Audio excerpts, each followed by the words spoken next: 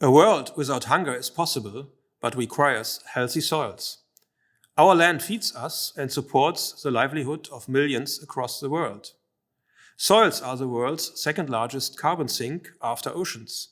They are the basis for biodiversity and they filter our water. But the fact is that soils are not in a good condition. About 1/3 of the world's arable land is already degraded. 3.2 billion people are affected, especially the most vulnerable. We are losing fertile soil every day. We need to protect our healthy soils and reverse land degradation wherever possible. To do this, we need reliable data on the condition and development of land.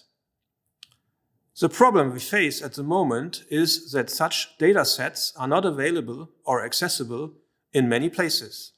But sustainable action requires profound and up-to-date knowledge of the situation we face. This is where the Group on Earth Observations and its Land Degradation Neutrality Initiative, in short, GEOLDN, comes in. It provides access to digital geospatial data and strengthens capacities to process and interpret this data. This is a task assigned to GEOLDN by the UNCCD parties. Germany has been and continues to be a strong supporter of this initiative. Sustainable land management is a key area of Germany's development cooperation related to rural development. Germany is the largest donor to the UNCCD. In 2019 alone, we provided more than $1 billion for soil protection and restoration worldwide. Sustainable land management goes far beyond individual measures. It is important to anchor soil protection in regional or sectoral planning and decision-making processes. Framework conditions like secure land rights for all, equal access to education, to financing, and to fair markets are relevant for soil protection. A fundamental and critical factor is access to data as a prerequisite for transparent and evidence-based policymaking. Unfortunately, it is not generally the case that relevant data is easily accessible and available. And this is a matter of concern to us, also beyond the context of soils.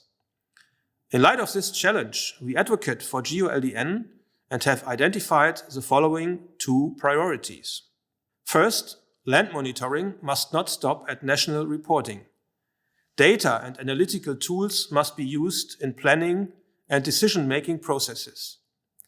This will enable evidence-based policymaking for sustainable land management. Second, we must focus on working closely with partners and future data users in defining common and appropriate data standards and in pursuing technical developments. As a relatively new initiative, GEOLDN has already achieved some early successes. The GEOLDN initiative has developed minimum standards for UNCCD reporting against which the quality of the data can be checked. This means that user-friendly decision-making tools are now available and will be integrated into the reporting software. What is exciting about this is not only the outcome, but also the participatory process in which over 100 decision makers from 38 countries actively took part. Another success was the GEOLDN Innovation Competition. International experts developed digital approaches to better evaluate potential trade-offs with regard to different goals, for example with regard to nature conservation and food security, and thus enable transparent and well-grounded decisions. Germany is supporting the winners in further developing the software. I am convinced that this is an important cornerstone for successfully introducing soil protection into national, regional, and municipal land use planning. Finally, I want to make clear, Germany stands by its support and will continue to do so. Much of the success to date, however, has been based on voluntary commitment. It is therefore key to ensure, together with additional partners, that the initiative's important work can continue with a long-term perspective.